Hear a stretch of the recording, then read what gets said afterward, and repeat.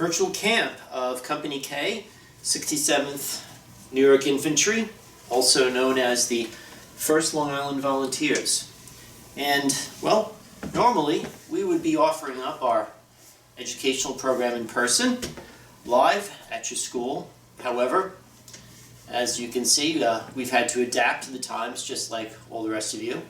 And here we have a virtual classroom where we're going to teach you something about the American Civil War. Okay, first an introduction.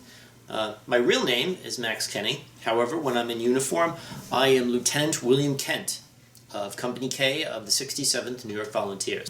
We are Civil War living historians, also known as Civil War reenactors. And in our spare time, we reenact the American Civil War. We perform at battle reenactments, such as Gettysburg in Pennsylvania. However, we also engage in a lot of other activities. We also conduct monthly meetings and drills at the Grange, which is a park in Sayville, Long Island.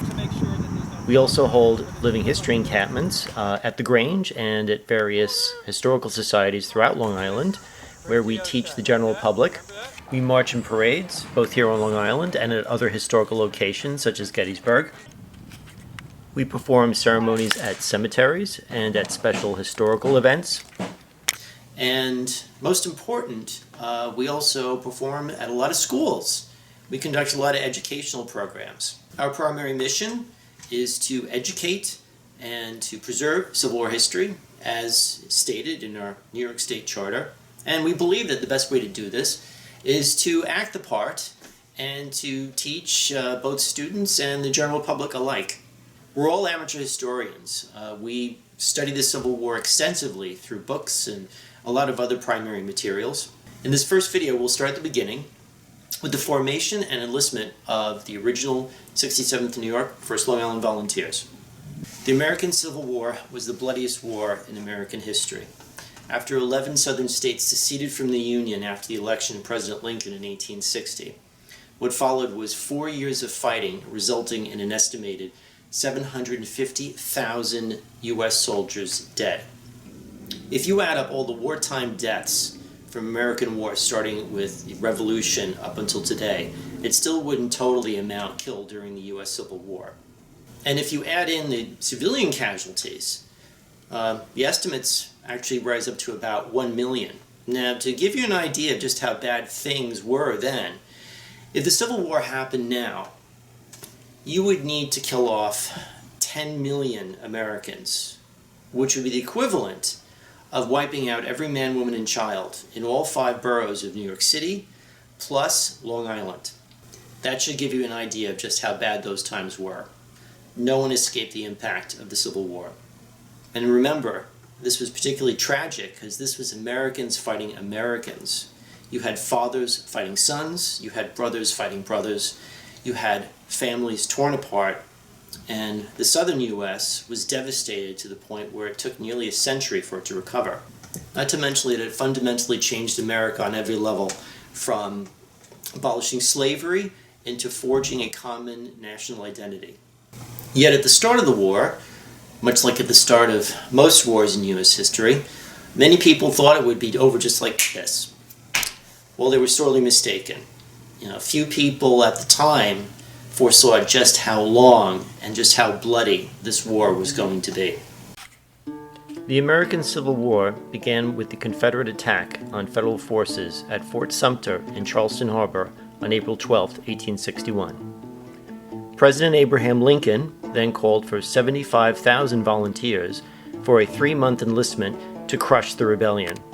However, the U.S. government soon realized that they would not be nearly enough, and later President Lincoln then called for 300,000 men to serve for 3-year enlistments. Now, as students, at this point, you have to understand what it was like to be living in the 1860s. See, unlike today, where we're used to the fact of having a large standing military, back in the 1860s, Americans were not thrilled on the idea of having a large national army. In fact, it was kept very small. And this was due to the American Revolution, which was a backlash against having a large British military presence. Both the North and the South had to rely upon the state governments in order to raise these volunteer regiments. Eventually, 2 million men served in uniform in the North, and 1 million men served in the South. And since New York State was the most populous state in the Union, we sent the most soldiers. Some of the first to heed Lincoln's call were men living in Brooklyn and also up near Rochester, upstate New York, and they fell in to enlist and create the 67th New York Volunteers. The 67th New York had a very famous sponsor. In the 19th century, the most famous religious figure in all of America was Reverend Henry Ward Beecher, who preached at Plymouth Church in Brooklyn Heights, which is still standing today. The Reverend was a passionate abolitionist, and his church served as a stop on the Underground Railroad for runaway slaves. Reverend Beecher's sister was Harriet Beecher Stowe, a celebrity in her own right. She was the author of Uncle Tom's Cabin, an anti-slavery novel that became the best-selling novel of the 19th century. Released a decade before the war, her book was so influential in fueling abolitionism that when she met President Lincoln, he allegedly remarked, "So you wrote the book that started this great war." Now, if you're wondering why we have a second name, the 1st Long Island Volunteers, that's because back in 1860, Brooklyn was a separate city. It was not part of Greater New York City, and Brooklyn was considered to be part of Long Island, hence 1st Long Island Volunteers.